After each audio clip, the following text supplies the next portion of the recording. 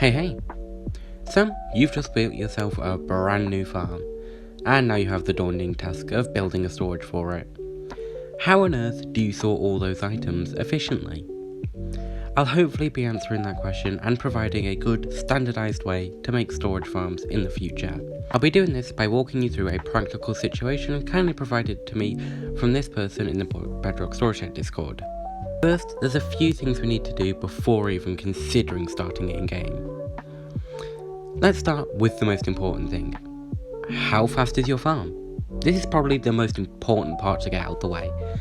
Speed will determine how quickly you sort your items, the speed you need, and just all round is a great thing to get out the way. Something important to note, however, is hoppers have an 8 game tick cooldown. This means they can normally process about 9,000 items an hour. However, we can make this 2 times quicker by just pulling items out of a hopper while it's being pushed into another. So now we would end up with 18,000 items an hour. Our other problem is how are we actually going to store these items?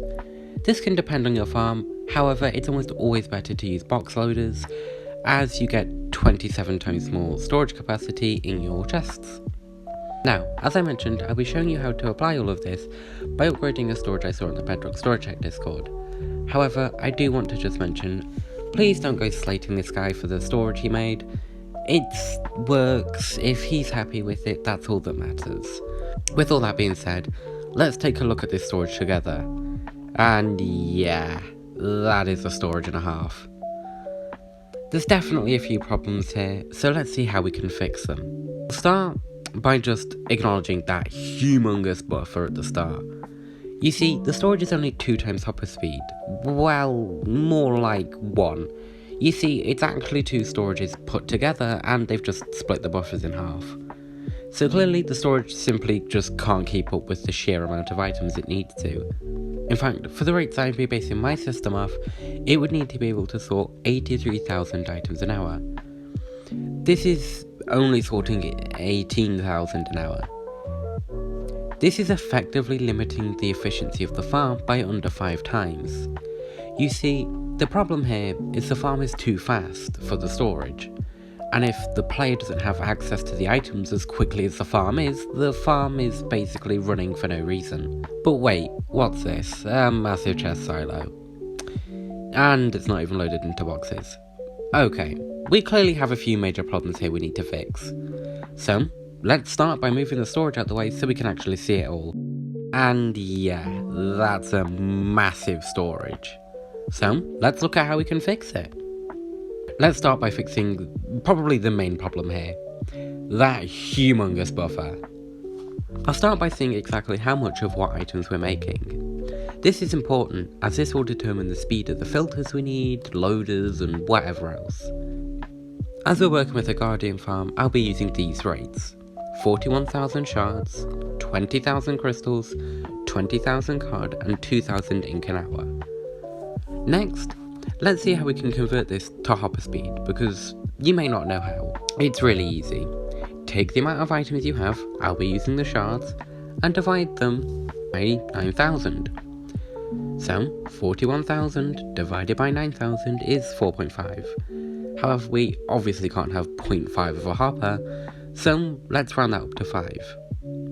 Now, here's a slight nitpick. While yes, 5 times hopper speed would be the minimum required to sort all of the items, it's almost always better to work in even numbers, as 5x loaders do exist, but 6x is just always better, more practical, cheaper, just in general more easy to use. There's no problem with using a 5 times hopper speed loader, but I would just always recommend using a 6 in this example.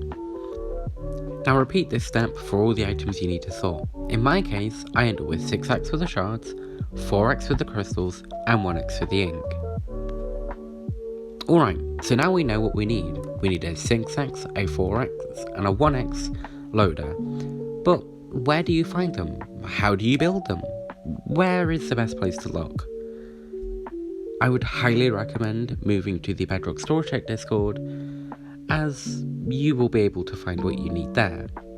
Once you join, have a look at the Box Loaders channel, and if you can't see anything there, have a look in the old Box Loaders channel. Do just ensure that they do in fact work in the newer versions. If you, however, don't find what you're looking for, don't stress. There's a help channel where lots of helpful people will be ready to answer any questions you have. With all that being said, I'll be using a 6x, a 4x and a 1x loader as I mentioned. I do want to make a quick note, I cannot find the original people who made these, as these are just loaders I use all the time. These are just ones I have built in my brain, I know how they work, I build them all the time.